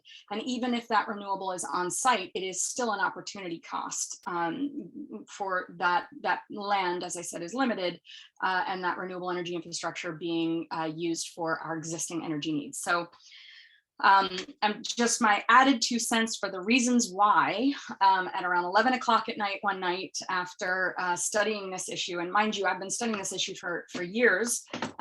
Before being a state legislator, I was a county legislator, and I was the chair of the Housing and Economic Development Committee. And we had many discussions about the conversion of our Cayuga power plant to a data center. And one of the issues at the time that we asked was, are you doing a data center, or are you doing a cryptocurrency mining data center? And at the time, their statement was that they were not entertaining cryptocurrency mining. At that time, the cost of Bitcoin was significantly lower. We have now heard that they are entertaining cryptocurrency mining, unfortunately. But that is how I originally started studying this issue and the energy usage, and also the impact on water, particularly if water is used to cool a facility, given that you've seen how much heat it generates, the impact on our lakes, which we have in New York, some of the last remaining fresh water on the planet. So that's another thing we haven't talked about today, but that is also at risk because of some of the cryptocurrency mining. So that started my process of studying this started in like 2017, 18. So years. And then as it's progressed with the operation in Greenwich, the operation potentially in Tonawanda, the study of how many power plants, I had an epiphany at 11 o'clock at night, thinking about the whole. This felt like, we were all over again. We were doing an anti-fracking fight. And so I thought about the legislation that was created at that time, where a moratorium was created to create a pause on an activity while a full environmental impact assessment, general environmental impact assessment was done for the state to evaluate the environmental impacts of a technology. And that became the inspiration of a bill that I introduced last year, A7389, that creates a moratorium on, the idea originally was all cryptocurrency mining operations, regardless of the type of energy that was used for the operation, and doing the full environmental impact assessment. Through the process of negotiation to try and get this bill across the finish line, the moratorium has been narrowed to cryptocurrency mining operations in power plants that use at least some form of fossil fuel, but it does still have the full environmental impact assessment on the industry. So it's very, very important. And that would be a 2-year turnaround for that study that would give us enough time to evaluate the study and the information to assess whether or not this industry can continue in the state and allow us to reach our CLCPA goals. So that is in the Environmental Committee in both the Senate and the Assembly. We have been working tirelessly to get these bills moving. Once they get onto the environmental committees, they will leave those committees and go directly to the floor in both committees. And we have very positive response right now. So I am very optimistic that this will happen this year, which will give us the pause that we need, at least for the wild expansion that we're starting to see within the power plants. One of the things, lastly, that I'll share is that people have said to me who are proponents, we need to let as much cryptocurrency mining come into the state as possible so we can use New York State as the test bed for them to show that they truly can be part of the climate solution. We've already got cryptocurrency mining happening here, as has been shown, enough that it can be a test bed without any more cryptocurrency coming in. So I do not think that it needs to be increased. As a scientist, we have enough data points that we could capture that information if need be. And secondly, the cryptocurrency mining operations have been here since 2010, I think was the first one that was put in. And it is one of the largest cryptocurrency mining operations in the country, largest and oldest, which is in Messina, which has currently, it uses hydroelectric. And what I am hearing from the state is that the burden that is being placed on our current hydroelectric system is causing actual escalated rate of decline of the facilities themselves. So that in and of itself is a tremendous concern. So again, another reason to put a pause on any new facilities so that we can assess all of them. So that is it in a nutshell. I don't want to take up any more time because I know that we have already gone over, and I'm happy to open it up to all the questions for all three of us.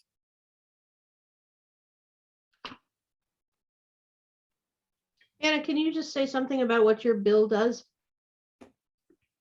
Well, you mean beyond creating the moratorium and doing the full environmental impact assessment? Oh, did you do that? Sorry, I was busy. No. That is Sorry. that is the nature of the bill. Okay. I would note that there is one other bill that as a companion bill to this that is also really important. That's A7768, and that is currently on the floor. It has already gone through committee. And this bill, so anybody who's studied the history of environmental laws in New York State, we had an important environmental law in 2012 that established the Article 10 process, which created a more comprehensive environmental review process that power plants need to go through in order to get their permits.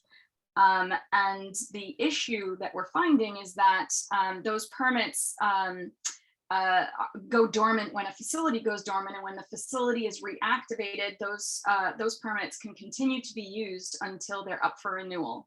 But many of those permits, of course, were issued prior to those more comprehensive environmental standards were put into place. So this piece of legislation would require when a power plant is mothballed or retired, and this doesn't mean that it is a situation where it temporarily is shut down for maintenance. That's not what this refers to. This refers to explicitly if it's mothballed, then it has to relinquish its permits so that if the facility is once again activated for another purpose, that the entity that purchases it, or if it's the same entity, repowering it for a purpose, that they would have to go through the full environmental process to get their permits over again. And now within the context of the more comprehensive environmental review process, and of course, within the context of the CLCPA, which then, which passed in 2018, which is our even further, more comprehensive environmental goals. So that one is A7768. That is the companion to the A7389 and both of them will be moving through this legislative session.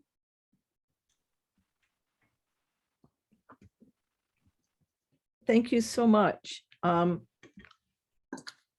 Callis. And so just aren't as many questions as we thought. We had one very complicated question that I copied and pasted for answering later. But one person mentioned that it's all being completely built and distributed by artificial intelligence after a human sets it up. Is that basically what it means when these computers just keep on generating these? Is it the same kind of thing, or is that just something? Any of you who can have the savvy to answer that is appreciated.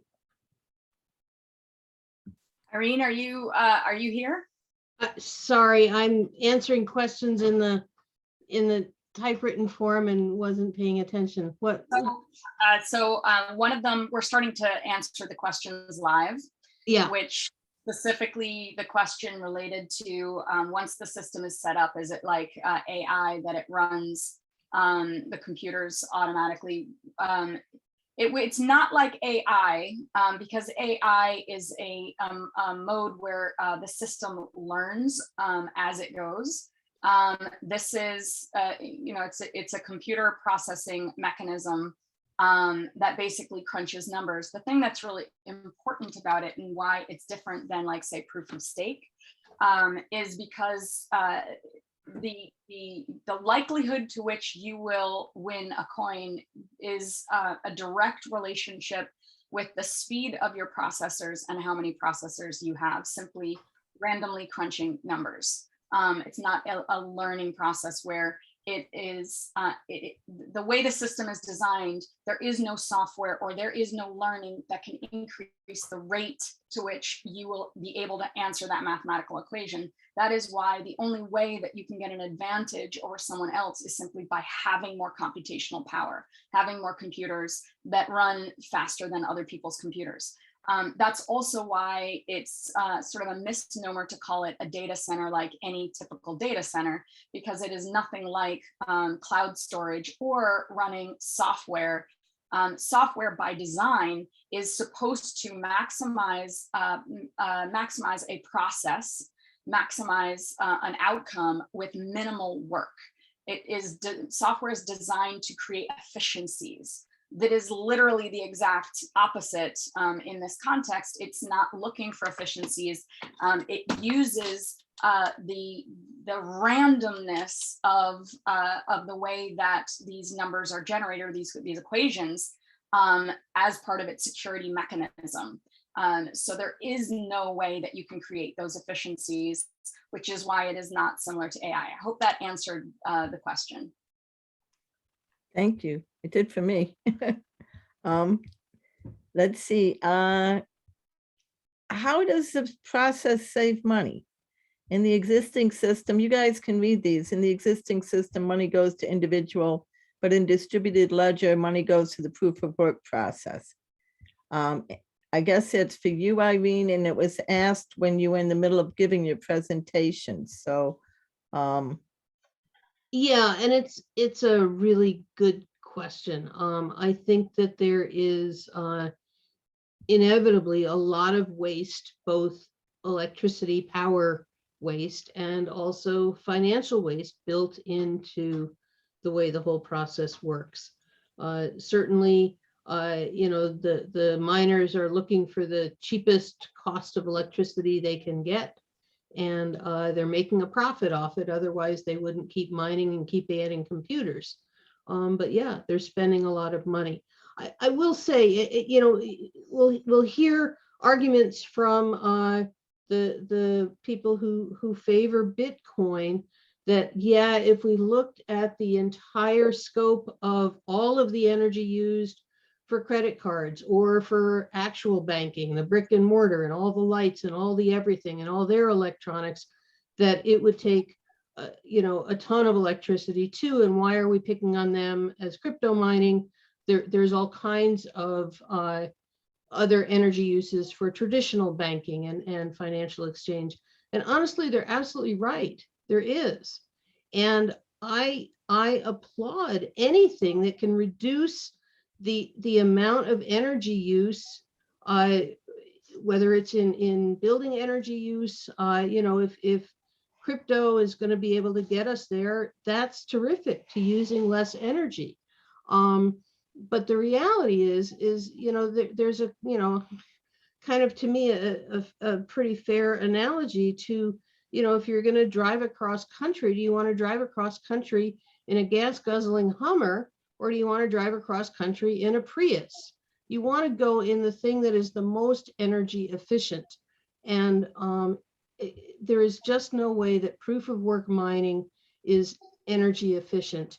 Even though, great, let's get rid of all of the energy used in traditional banking. And, we can even go as far as, our financial system right now is built on oil, and we're seeing the repercussions of that right now over in Russia.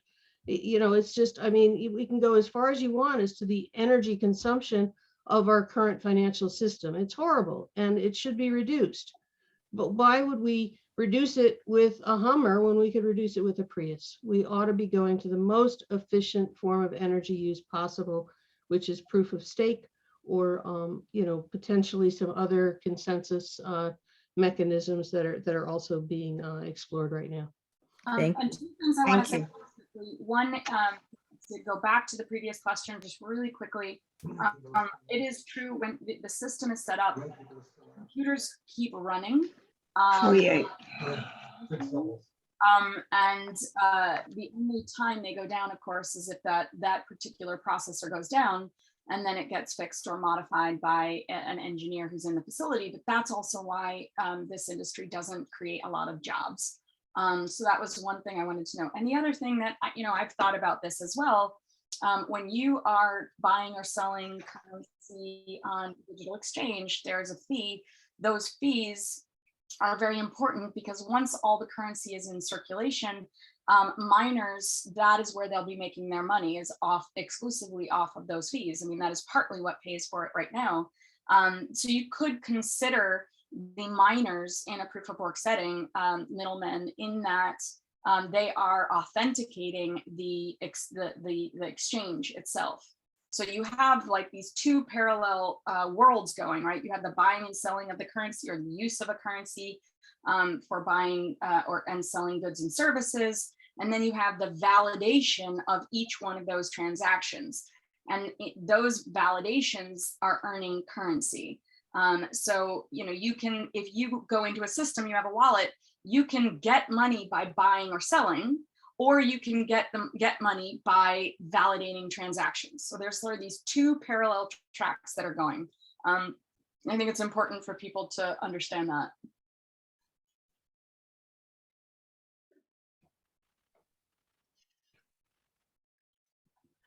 One of the questions someone asked, do you think the hot air coming out of those plants, Thank you.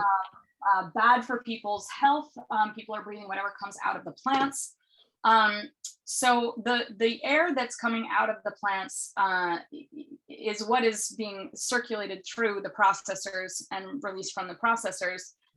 If it has very high particulate levels, that's bad for the computer as well. So one of the things that is such a draw for upstate New York is the fact that our air is not only do we have cool temperatures, but we have very clean air compared to many places. And so a lower particulate level means that the rate at which computer processors go down and need maintenance is lower. And of course, the less that they have to do maintenance, the more are working at full efficiency, and the faster a company will win Bitcoin or cryptocurrency from a proof of work validation system.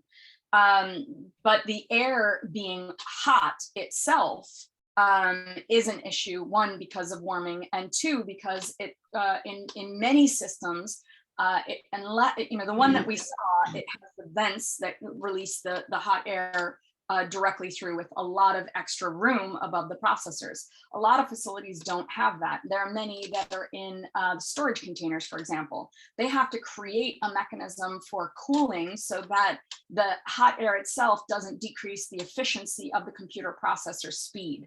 And that in and of itself takes a tremendous amount of energy.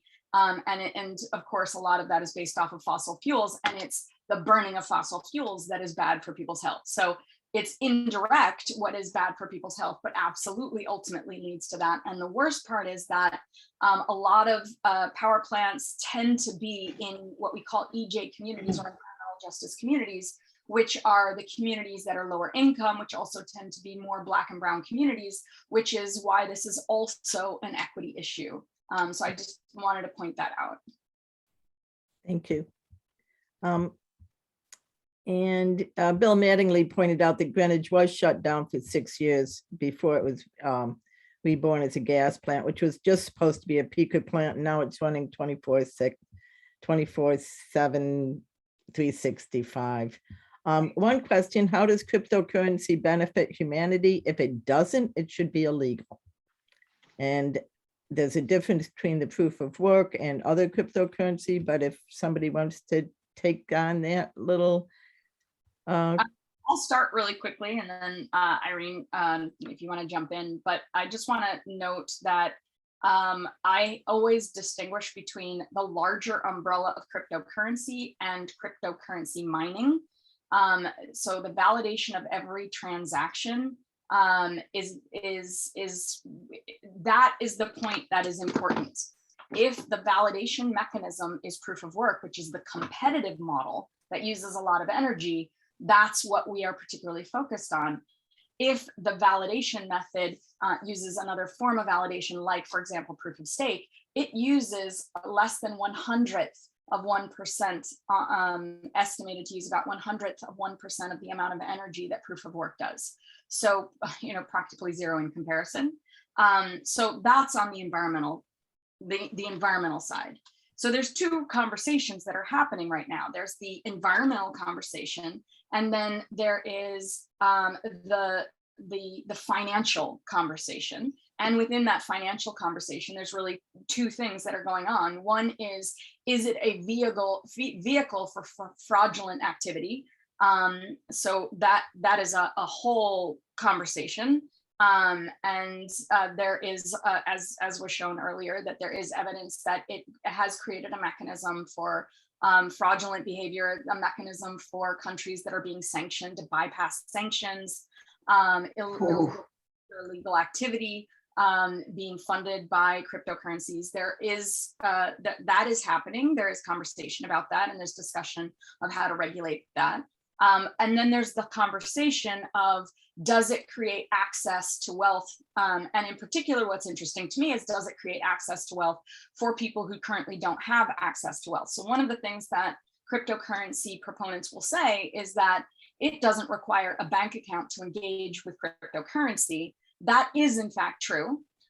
One counter, argument to that being a profoundly huge, in reality, important distinguishing factor is how many people in the world, adults, currently have access to bank accounts, and it's over 75%.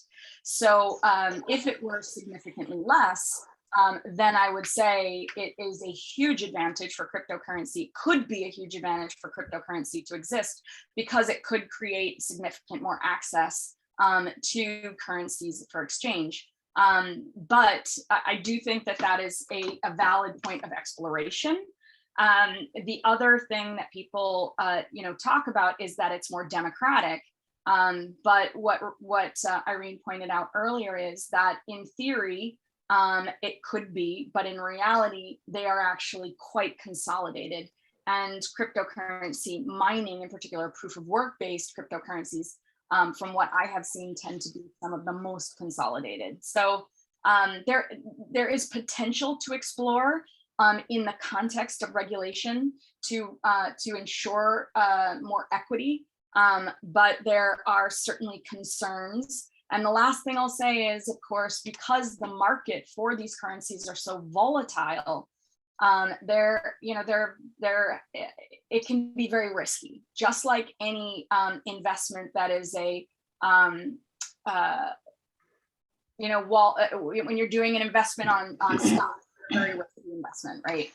It can have that same issue with it. And there have actually been a significant number of suicides related to losses of cryptocurrency. So it's not without those issues, right? Particularly in the current crashes. Right now, we're seeing a 10% drop in Bitcoin just in the last couple of weeks, for example.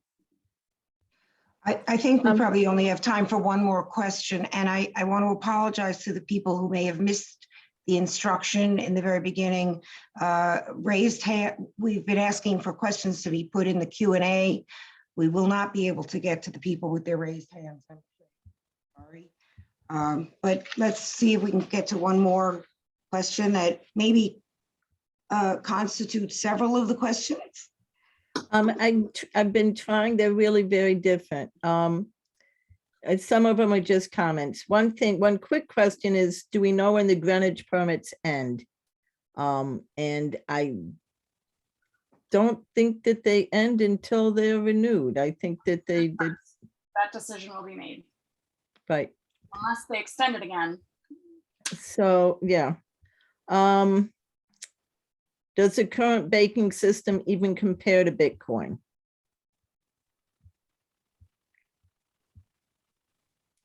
And one question that's very important, how can an everyday person get involved to help support the push of legislation? I am going to, I will be happy to share my email so that to this person, there you go. She's typing an answer.